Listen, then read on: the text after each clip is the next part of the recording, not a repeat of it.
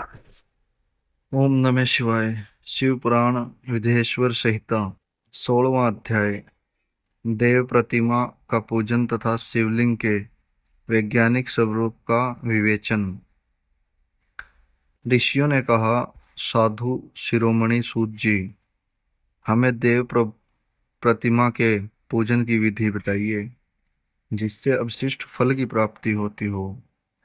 सूत जी बोले, हे महर्षियों, मिट्टी से बनाई हुई प्रतिमा का पूजन करने से पुरुष स्त्री सभी के मनोरथ सफल होते हैं। इसके लिए नदी, तालाब, कुआं या जल के भीतर की मिट्टी लाकर सुगंधित द्रव्य से उसको शुद्ध करें। उसके बाद दूध डालकर अपने हाथों से सुंदर मूर्ति बनाएं। पद्मासन द्वारा प्रतिमा का आदर सहित पूजन करें। गणेश, सूर्य, विष्णु, शिव, पार्वती की मूर्ति और शिवलिंग का सदैव पूजन करें। संपूर्ण मनोरथ की सिद्धि के लिए 16 उपचारों द्वारा पूजन करें। किसी मनुष्य द्वारा स्थापित शिवलिंग पर एक शेर नैवेद्य से पूजन करें। देवताओं द्वारा स्थापित शिवलिंग को 3 शेर नैवेद्य अर्पित करें तथा स्वयं प्रकट हुए शिवलिंग का पूजन 5 शेर नैवेद्य से करें। इससे अतिरिक्त फल की प्राप्ति होती है। इस प्रकार से 76 बार पूजन करने से सत्यलोक की प्राप्ति होती है। 12 अंगुल चौड़ा और 25 अंगुल लंबा यह लिंग का प्रमाण है और 15 अंगुल ऊंचा लोहे या लकड़ी के बनाए हुए पत्थर का नाम शिव है। इसके अभिषेक से आत्मशुद्धि, गंध चढ़ाने से पुण्य, नैवेद्य चढ़ाने से आयु तथा धूप देने से धन की प्राप्ति होती है। दीप से ज्ञान और तांबुल से भोग मिलता है।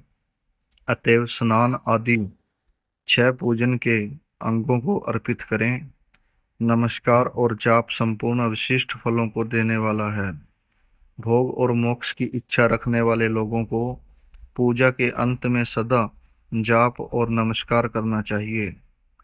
जो मनुष्य जिस देवता की पूजा करता है वह उस देवता के लोक को प्राप्त करता है तथा उनके बीच में के लोकों में उचित फल भोगता है।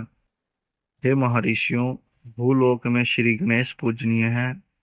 शिव जी के द्वारा निर्धारित तिथि, वार, नक्षत्र में जो विधि सहित इनकी पूजा करते हैं उसके सभी पाप एवं शोक दूर हो जाते हैं और वह अवशिष्ट फलों को पाकर मोक्ष को प्राप्त करता है। यदि मध्याह्न के बाद तिथि का आरंभ होता है तो रात्रि तिथि का पूर्व भाग पितरों के श्राद्ध आदि कर्म के लिए उत्तम होता है तथा बाद का भाग दिन के समय देव कर्म के लिए अच्छा होता है। वेदों में पूजा शब्द को ठीक प्रकार से परिभाषित नहीं किया गया है। पू का अर्थ है भोग और फल की सिद्धि जिस क्रम से संपन्न होती है उसका नाम पूजा है।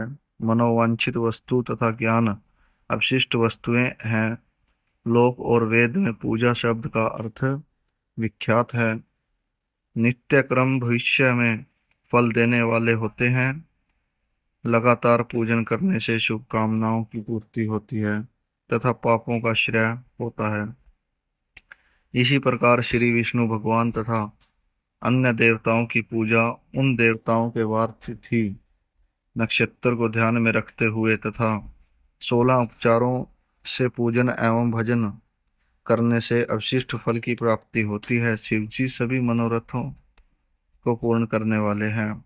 महा अर्ध्य नक्षत्र अर्थात माघ कृष्ण चतुर्थी को शिव जी का पूजन करने से आयु की वृद्धि होती है। ऐसे ही और भी नक्षत्रों, महीनों तथा वारों में शिव जी की पूजा व भोजन भोग और मोक्ष देने वाला है। कार्तिक मास में देवताओं का भजन विशेष फलदायक होता है। विद्वानों के लिए यह उचित है कि इस महीने में सब देवताओं का भजन करें। संयम व नियम से जाप तप हवन और दान करें, क्योंकि कार्तिक मास में देवताओं का भजन सभी दुखों को दूर करने वाला है। कार्तिक मास में रविवार के दिन जो सूर्य की पूजा करता है और तेल का व कपास का दान करता है, उसका कुष्ठ रोग भी दूर हो जाता है। जो अपने तन मन को जीवन पर्यंत शिव को अर्पित करता है, उसे शिवजी मोक्ष प्रदान करते हैं। योनि और लिंग, इन दोनों स्वरूपों के शिव स्वरूप में समाविष्ट होने के कारण वे जगत के जन्म निरूपण है, और इसी नाते से जन्म की निवृत्ति के लिए शिवजी की पूजा का अलग विधान है। सारा जगत बिंदु नाद स्वरूप है। बिंदु शक्ति है और नाद शिव, इसलिए सारा जगत शिव शक्ति स्वरूप ही है। नाद बिंदु का और बिंदु इस जगत का आधार है। आधार में ही आद्य का समावेश अथवा लय होता है। यही सकलीकरण है। इस सकलीकरण की स्थिति में ही सृष्टि काल में जगत का आरंभ हुआ है।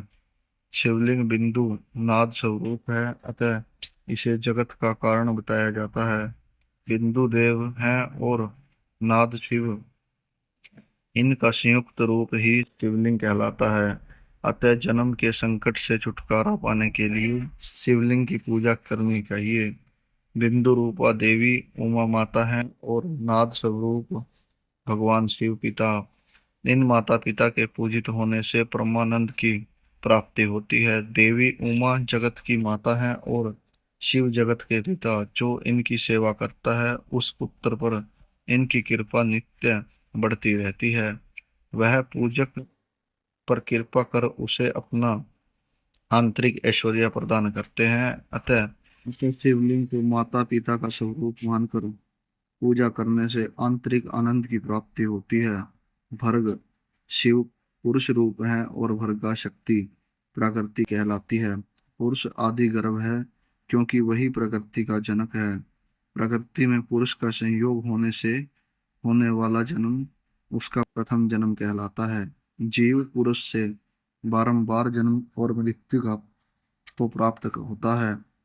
माया द्वारा प्रकट किया जाना ही उसका जन्म कहलाता है। जीव का शरीर जन्म काल से ही 6 विकारों से युक्त होता है, इसलिए इसे जीव की संज्ञा दी गई है। जन्म लेकर जो प्राणी विभिन्न पाशों अर्थात बंधनों में पड़ता है, वह जीव है। जीव पशुता के पास से जितना छूटने का प्रयास करता है, उसमें उतना ही उलझता जाता है। कोई भी साधन जीव को जन्म मृत्यु के चक्कर से मुक्त नहीं कर पाते। शिव के अनुग्रह से ही महामाया का प्रसाद जीव को प्राप्त होता है और मुक्ति मार्ग पर अग्रसर होता है। जन्म मृत्यु के बंधन से मुक्ति होने के लिए श्राद्ध पूर्वक शिवलिंग का पूजन करना चाहिए।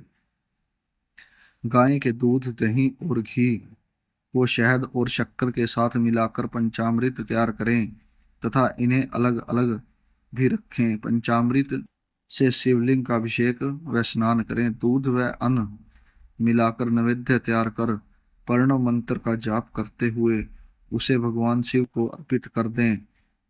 प्रणव को ध्वनि लिंग, स्वयं भूलिंग और नाद स्वरूप होने के कारण नाद लिंग तथा बिंदु स्वरूप होने के कारण बिंदु लिंग के रूप में प्रसिद्धि प्राप्त है। अचल रूप में से प्रतिष्ठित शिवलिंग को मकार स्वरूप माना जाता है, इसलिए वह मकार लिंग कहलाता है। सवारी निकालने में उकार लिंग का उपयोग होता है। पूजा की दीक्षा देने वाले गुरु आचार्य विग्रह आकार का प्रतीक होने से आकार लिंग के 6 भेद हैं। इनकी नित्य पूजा करने से साधक जीवन मुक्त हो जाता है। ओम नमः शिवाय।